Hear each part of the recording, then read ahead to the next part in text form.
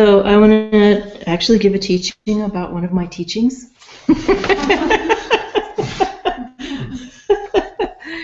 I wrote this morning, and I've given many teachings about devotion. So this is a teaching about devotion and what I'm calling primordial devotion. And I'm just going to read it, and then I'm going to riff on the words, okay?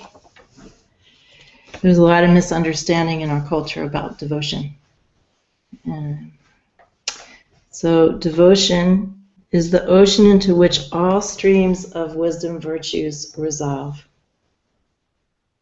It's very difficult to define what devotion is, because devotion actually encompasses all wisdom virtues. It is the summation of all wisdom virtues that belong to the condition of ultimate reality. And I'm going to talk about that right now. Devotion is the supreme wisdom. It is the culmination of all wisdoms. It is the combination of all wisdoms. It is the ocean into which all wisdoms eventually resolve themselves. And for that reason, it's the supreme wisdom. All spiritual practice, no matter where it starts. Because remember that we might associate, being spiritual with somehow feeling some kind of devotion, but that's not true for a lot of people. Right? Sometimes devotion starts with a more kind of clinical, logical desire or approach to understanding reality. Sometimes it starts because you like a particular community. Sometimes it starts because you just want to relax a little bit and have a little bit of a meditation practice or something. Some people's approach to spirituality or spiritual practice can be mostly through mental questioning or intellectual means. But wherever it starts and however it goes, eventually, if you stick with it and you actually experience some awakening, it will end in devotion, always, no matter where it comes from. So these are the wisdom virtues that are directly experienceable and perceivable when one is aware of and recognizing the primordial unconditioned state of consciousness and energy, aka God. Clarity, knowledge, wonder, curiosity, mercy, love, compassion, creativity, Vajra pride, all of these give rise collectively to devotion. So I'm going to read that again. These are just the wisdom virtues that you discover when you look into reality. When you can have a more direct experience of unconditioned consciousness and energy, you experience directly these wisdom virtues. They're built in. And I've said many times and talked about my sort of when the light went off, because I had always been told things about God like God is omnipotent, God is omnipresent, God is omniscient, and I've often described how those things just left me totally cold. I really don't care. I never did care. It just didn't move me. Omniscience, okay, it's just not very moving. And yet people are extremely moved by God. They're extremely moved by some experience of some larger presence or view, however one would define it, in all the many, many different ways that one defines God or experiences that. For us, God is just reality itself, and we could call it God or nothing. It doesn't really matter. It's just a convenient word. However, when I actually started having a direct experience of that living presence, then I started to have a direct experience of these wisdom virtues. And eventually I realized they were in everything. It wasn't just in that special experience when I was seated on a cushion, right? It was being expressed in everything that happened, in every person, in every object, in every animal, in every situation. And then I understood, that's why God moves us. God isn't very moving because there's something omniscient or omnipresent or something, or all-knowing. That's just very clinical, right? It's because this reality is actually made of these wisdom virtues. It is composed of these virtues. So clarity, knowledge, wonder, curiosity, mercy, love, compassion, creativity, and Vajra pride. When all of these combine, devotion is like a perfume that rises up off of these wisdom virtues. And everyone smells the perfume. Everyone who realizes smells that perfume and becomes saturated with that perfume and shares that perfume with other people.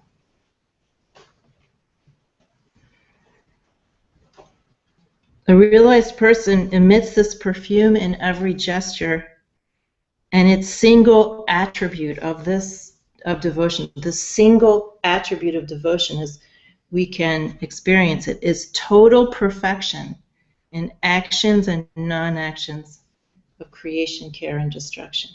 When one is completely immersed in a state of samavesha, immersion in this essence nature, and expressing this devotion.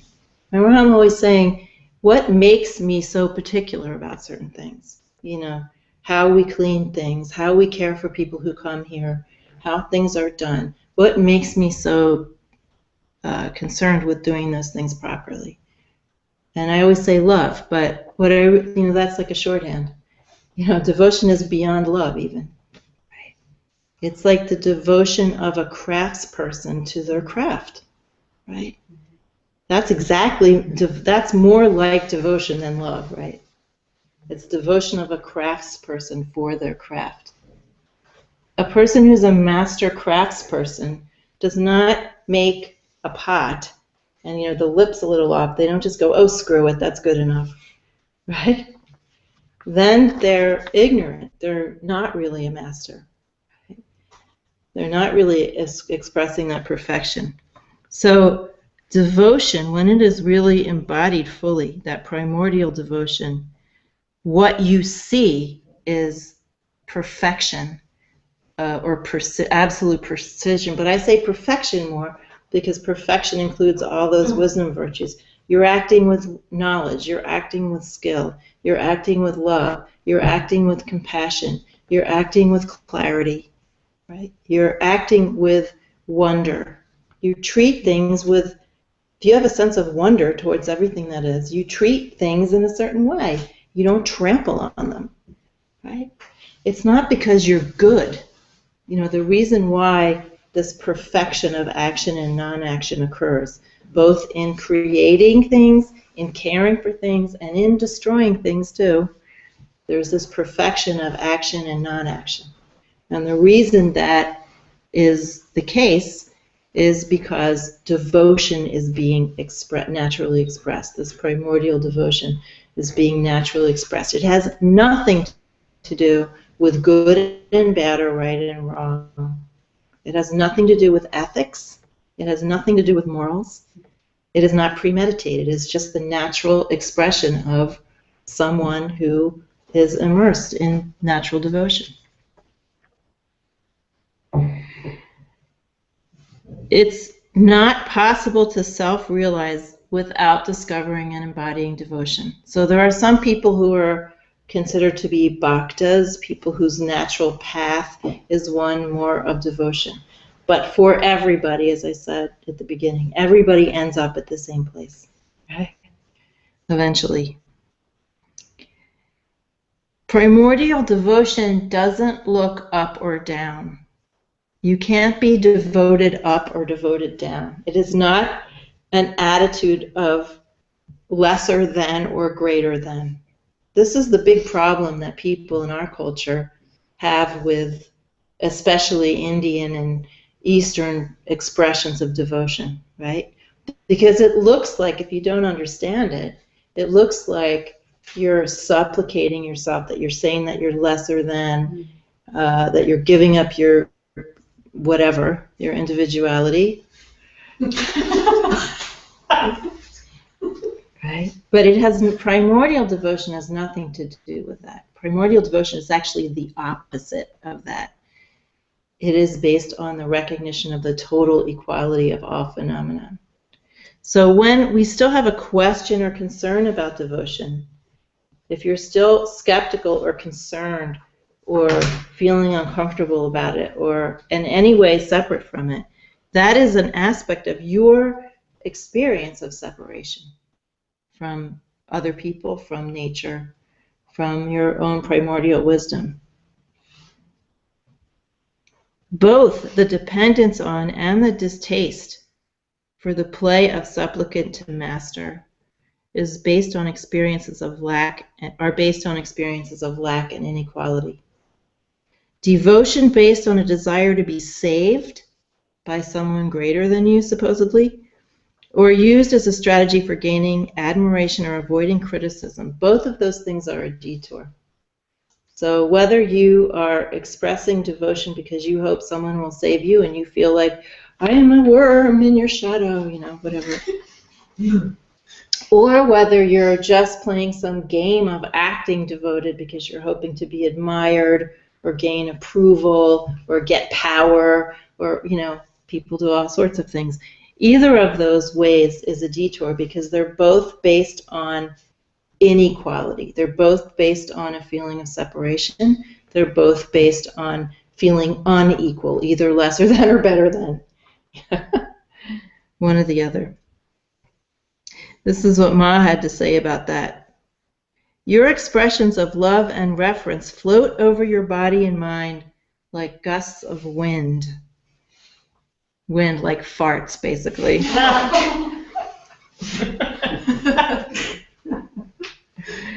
Unless the innermost chamber of your soul is open to allow a free flow of true devotion, how are you able to offer something real rather than a mere semblance?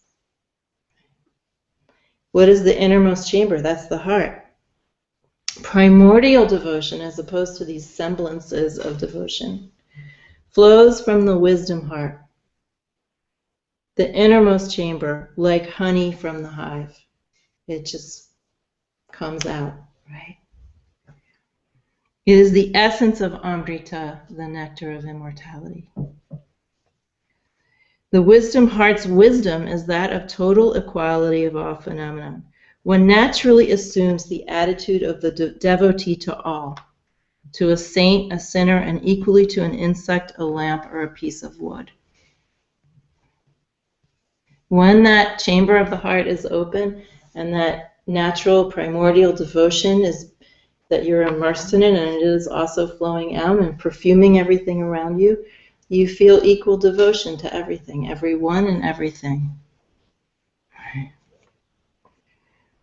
That's real devotion. Real devotion is not, even if you're playing that game of supplicant to master, but it could be to anything. Like Dattatreya with his 24 gurus, right? Devotion is embodied self-knowledge, reflecting itself and what am I writing here? Devotion is embodied self-knowledge, reflecting itself and on itself through infinite expressive phenomenal worlds. So devotion is the reason for the creation. It's an overflow of devotion, of all those wisdom virtues in one river of devotion. And all of the phenomenal worlds, all of the worlds that we experience and other beings experience are all expressing that. This entire reality is in a state of devotion to itself. Like a craftsperson enjoying her or his creation. It's made, when you are a craftsperson, when you are a real lover and devotee of your craft, you love what you make, you love the process of making it, you are devoted to that, and you are a devotee of your own creation, right? And that thing that you make, whatever it is an expression of devotion. Same with this reality. Same. Devotion is the craft and the stuff of world making. Devotion is all activity and all feeling and all understanding of that. that reality. We are made through devotion, and we are devotion through and through. That's what you are made of. You are made of devotion, you are made through devotion, and you are devotion itself. You are your form, your karmas, your unique expressions. Everything about you is made of God's devotion and an expression of that. And not only that, but devotion is being showered on you at every moment in the fact of your existence and all of the opportunities that you get to discover who you really are. This was not something I read in a book. This is something that I learned from Ma directly. She is the one that set me on the path to understanding this. She gave me a direct transmission of this. That was many years ago, and I'm still exploring it. Still learning from that transmission that she gave me on the balcony at Varanasi Ashram. So this is something I had no inkling of before. I didn't consider myself to be a bhakta. I wasn't on that path. I was a hardcore tantric hottie, doing hardcore sadhana, busting my chops, doing many hours of sadhana a day, and then she showed me that it was all about devotion. And that everything, all space, all objects, all people, all situations are made of that. So that is what you are. Any, question of self-hatred or insecurity or self-criticism or other criticism is just ridiculous.